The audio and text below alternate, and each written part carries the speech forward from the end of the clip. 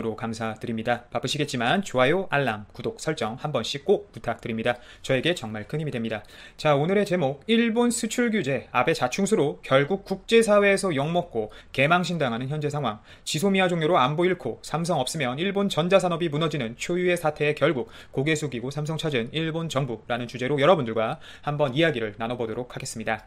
자, 결국 아베의 대한국 수출 규제 정책과 각종 일본 내 억지 정책들로 인해 일본 국민들의 강력한 불만이 표출되고 있고, 그리고 이런 일본 자국 내에서의 비난뿐만 아니라 국제사회에서 일본이 동아시아 국가들 사이에서 제 역할을 하지 못하고 있다는 강력한 질타를 받고 있습니다. 사실상 아베 자신이 본인 머리통을 그냥 깨고 있는 상황인데요. 그 이유는 오늘 오전 북한의 행동 때문입니다.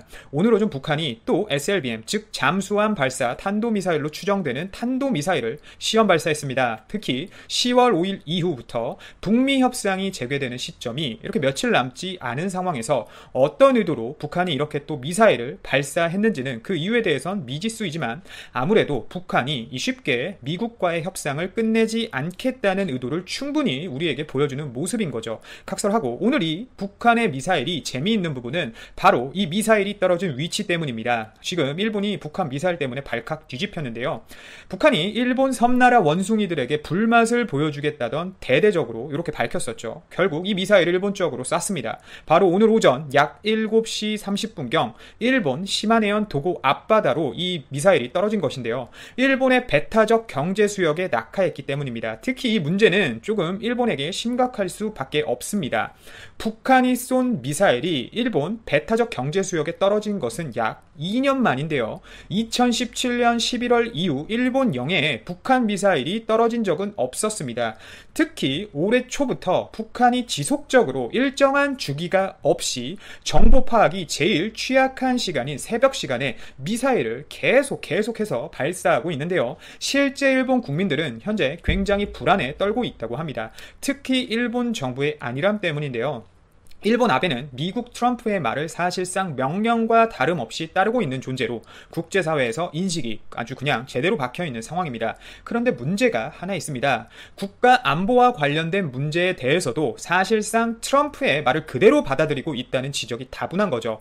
미국 대통령 트럼프가 북한 김정은과의 친분을 과시하면서 북한의 비핵화를 통해 중국과 러시아를 견제하기 위해 많은 노력을 하고 있고, 실제 북한의 탄도미사일 실험 및 각종 발사체 실험 등을 미국에게 전혀 해가 되지 않는다는 식으로 표현을 해왔는데요. 또 거기에 김정은은 미사일 실험을 좋아할 뿐이라는 발표를 한 이유로 일본도 이 정보를 파악하는 것 외에는 사실상 국제적으로 이 미사일과 관련된 대북 메시지를 크게 전달해 오지 않았었어요. 결국 미국 트럼프의 눈치를 많이 보기 때문에 튀지 않기 위해서 북한에 대한 비난을 최대한 해오지 않았던 것이죠. 하지만 그에 반해 북한은 대일본 메시지를 어느 때보다 오래 강하게 해오고 있던 상황입니다. 특히 북한이 최근에는 그 깃발 이름을 말하면 유튜브에서 차단을 한다고 해서 제가 그 깃발 이름은 말하지 않겠습니다. 그 국제사회에서 질타받는 빨갛고 그 전쟁 깃발 있잖아요. 일본 거.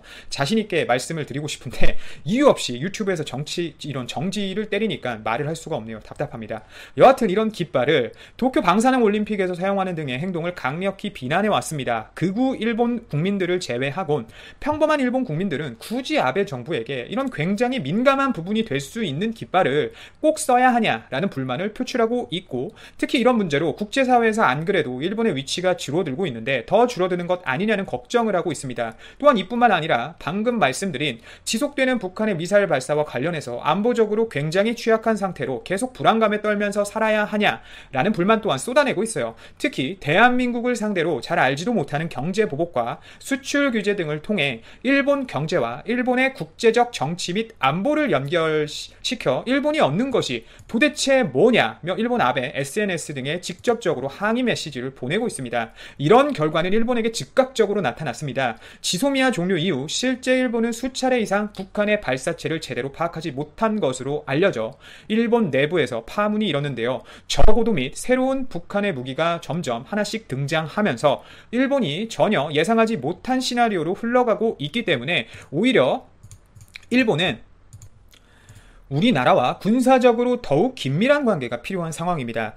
그리고 일본이 우리나라에게 이런 수출 규제를 단행한 이유, 안보 문제뿐만 아니라 경제적으로도 현재 치명적인 상황입니다. 특히 일본은 대한국 수출 규제 시행 이후 한국으로부터 얻는 무역 흑자가 약 9% 이상 하락한 상황입니다. 그에 반해 우리나라는 미중 무역 수출 규제로 인한 대중국 수출 항목이 크게 줄었을 뿐 사실상 일본에게 수출하는 반도체 및 디스플레이 수요 등은 시장 상황에 따른 하락 정도밖에 보여주질 않아 오히려 일본 기업들의 주머니 사정만 어려워진 상황인데요. 여기에 현재 일본은 소비세 인상이라는 강력한 정책을 어제자죠 10월 1일부터 시작을 했습니다. 결국 일본이 복지라는 정책을 꺼내 들면서 기존 8%의 소비세에서 10%로 소비세를 올렸는데 들어오는 돈은 적은 상황에서 국민들의 입장에선 나가는 돈만 높아진 상황이기 때문에 엄청난 불만이 쌓여있는 상태인데요. 여태 소비세 인상과 관련해서 일본은 많은 역사를 가진 나라입니다. 소비세 인상을 할 때마다 경기가 위축되는 파장을 보여줬었는데요. 이렇게 되면 일본은 결국 소비세 인상으로 올 연말이죠. 4분기 중 소비 감소 및 위축은 당연할 수밖에 없습니다. 결국 아베노믹스를 통해 아베가 돈을 연신 풀어서 어떻게든 일본 경제를 살려보려고 노력했지만 소비세 인상이란 카드로 인해 일본 경기의 빠른 정상화는 사실상 어려워지는 거죠. 특히 일본 같은 경우는 특이한 게 소비세를 올린 정권은 실제 다음 선거에서 크게 패배하거나 지도자들이 불행을 맞는 특이한 모습을 좀 보여줬었습니다. 실제 몇몇 정권은 소비세 인상 직후 참의원 선거에서 참패를 당한 적도 있고 소비세를 3%에서 5%로 올린 이후에는 금융위기 등이 갑자기 찾아오면서 일본 경제가 불황에 빠지는 모습도 보여줬었습니다. 결국 이런 모습을 봤을 때 저희는 많은 큰 기대를 해야죠. 아베 정권이 다음에 어떤 결과를 맞을지 말입니다. 특히 소비세 인상과 관련해서 이번 참의원 선거에서도 소비세 폐지라는 카드를 들고 나온 신진 세력들이 선거석을 다수 확보했던 만큼 최근 일본 정세를 봤을 때 아베 정권은 큰 위기 상황입니다.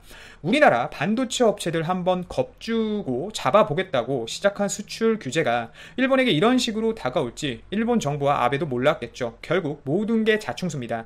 이런 상황에서 또 여태 준비해왔던 도쿄올림픽 5G 한번 살려보겠다고 결국 삼성을 또 찾았는데요.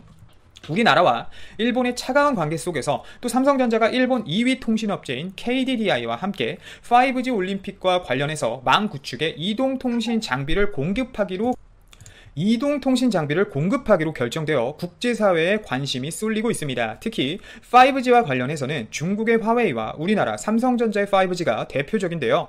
시장이 시작된 상황에서 미국이 중국을 강하게 때리면서 사실상 화웨이의 5G 시장은 친중 국가들 외에는 시장 장악이 불가능한 상황에 이르렀습니다. 미국에서는 아예 중국 화웨이 장비를 못쓰게 하기 위해 기금을 조성해서 기업들에게 모든 장비를 바꾸라고 할 정도로 미국은 예민하게 이 문제를 다루고 있는데 일본 또한 미국의 뜻을 거스를 수는 없기 때문에 결국 국제 정치 상황 속에서 삼성이 아주 큰 반사이익을 얻게 되는 상황인데요. 물론 반사이익을 얻기 전에 기술력이 뒷받침이 되어야 하는 건 베이스겠죠. 여하튼 일본의 30조 이상 되는 이 5G 시장에 우리나라 삼성전자가 약 2조 5천억 원 이상의 시장을 먹고 들어가면서 일본 5G 시장 장악에 나섰습니다. 특히 이런 대규모 통신사들은 네트워크망을 까는 대규모 투자 및 사업이기 때문에 정부와 연관이 안 되어 있을 수 없습니다. 결국 이를 연관지어 본다면 일본 정부도 삼성이 없으면 힘들다는 점을 알게 된 것이죠. 그리고 그 베이스는 반도체인데 본인들이 수출 규제를 해놓고 오히려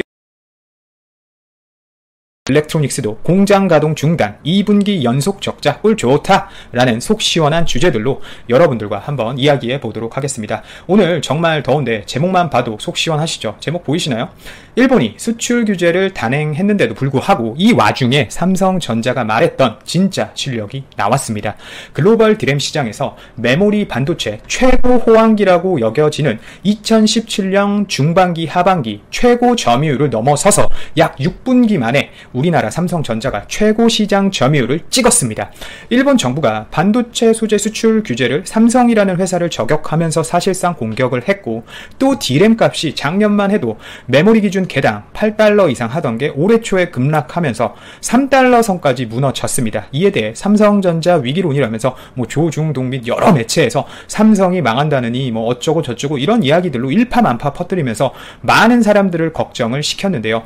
이렇게 어려운 상황 그리고 불확실한 환경 속에서도 초격차라는 최고 기술 경쟁력을 보여주면서 일본, 중국 경쟁 업체들의 이름을 사실상 거론도 못되게 하면서 오히려 시장에서 독보적인 입지를 더 공고히 하고 있습니다. 그리고 잠시 논외지만 여러분들께 정말 도움이 될 만한 사이트를 제가 알려드립니다. 제가 일전에 한번 소개를 해드린 사이트가 있는데요.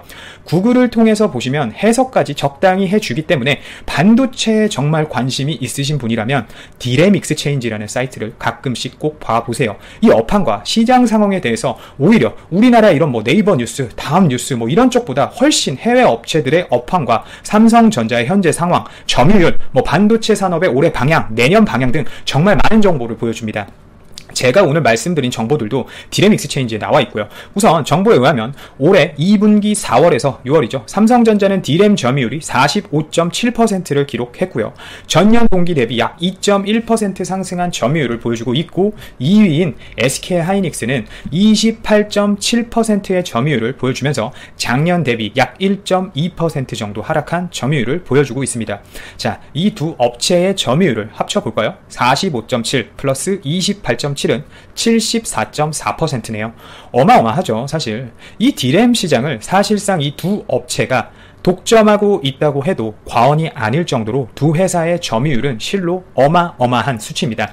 그 어느 산업계, 어느 시장도 이렇게 한 나라의 두 회사가 리드하는 경우는 없어요. 뭐 이거 해외에서 제소해가지고 독점 아니냐라고 얘기를 해도 답이 없는 게 두 회사가 기술력이 우선 너무 좋고 또 생산력도 좋기 때문이죠. 이 외에 디램 시장은 사실상 미국의 마이크론이 나머지 정도를 점유하고 있다고 보시면 되고 그 외에는 그냥 뭐 다른 업체들 없다고 보시면 됩니다. 디램 시장은 삼성전자, SK하이닉스, 미국의 마이크론 정도만 기억하시면 됩니다. 이 와중에 또 진짜 쌤통인 게 도시바 메모리는 정전 사고가 있었습니다. 정전이 났던 공장은 낸드 플래시 2위 업체인 도시바 메모리와 3위인 웨스턴 디지털이 합작해서 운영하는 일본 요카이 공장인데요.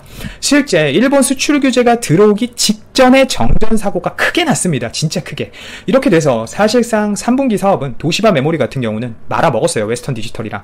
끝났습니다. 실제 3분기 세계 전체 낸드 플래시 생산량의 약 15%예요. 전체 생산량 15%. 그리고 올해 전체 생산량의 4%에 해당하는 물량에 영향을 줄 만큼 큰 사고였습니다. 정말 큰 사고예요, 이건. 이것 때문에 최근에 도시바 메모리가 2조 적자라는 천문학적인 금액의 손실을 봤는데요. 과거에는 이 도시바 메모리가 플레이스테이션이라는 게임기 안에 들어가는 비메모리 칩을 도시바 메모리에 속한 시스템 LSI 사업부에서 공급을 했었지만 최근에는 뭐 결과가 좋지 않죠. 중국에서 수요가 엄청 줄었고 또 반도체 업황까지 악화되면서 이 비메모리 사업부가 도시바 메모리 적자에 또 한몫을 한 겁니다. 또 일본 하면 사실 떠오르는 업체가 하나 더 있습니다. 아직까지 살아있는 업체인데 바로 르네사스 일렉트로닉스라는 업체입니다. 이 회사도 제목처럼 2분기 연속 적자예요.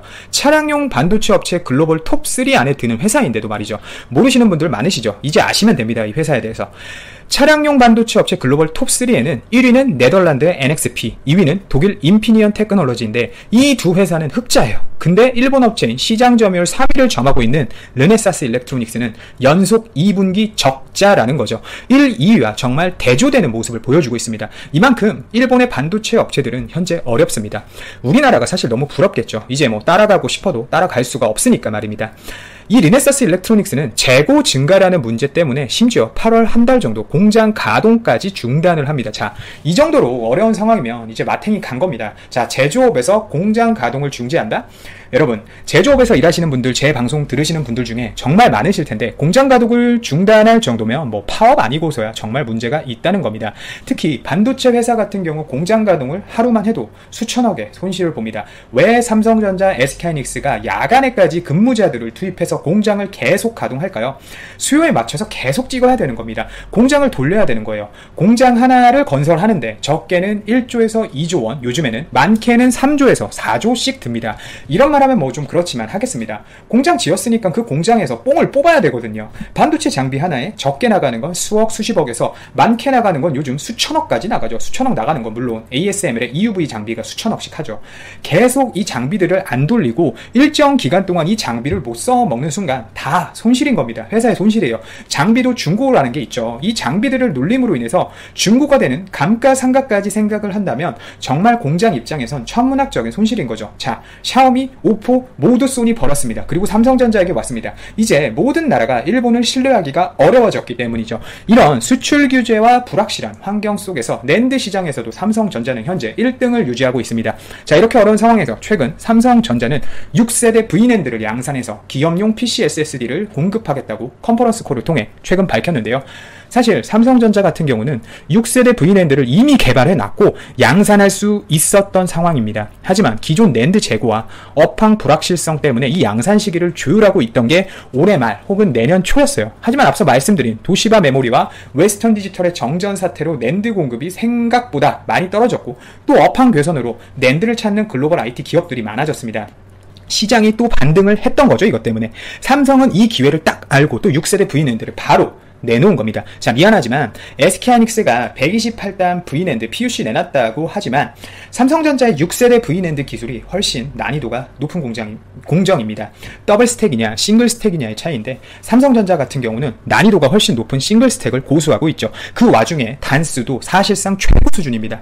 1년에 한 번씩 이렇게 세대를 넘어서는 삼성전자의 기술력에 개인적으로 정말 박수를 쳐주고 싶습니다. 작년에 5세대 96단 V낸드 내놓았었는데요. 그게 엊그제 같은데 벌써 6세대 V낸드를 제공한다고 하니 그것도 싱글 스택으로 말이죠. 참 대단합니다. 이 싱글 스택으로 양산할 6세대 V낸드 같은 경우도 현재 지금 단수가 밝혀지진 않았지만 저도 그렇고 많은 업계 관계자들이 128단이 될 거라고 아마 예상을 하고 있습니다. 단수가 높아지면 높아질수록 용량도 끌어올릴 수 있고 생산성도 좋아집니다. 타 업체들이 사실 낸드를 감산하겠다고 밝힌 것과는 너무나 다르게 이렇게 어려운 상황에서도 시장 지배력을 또 한 번 확대하기 위해 도전하는 삼성전자의 모습이 정말 대단합니다. 인위적인 감산은 없다라는 정말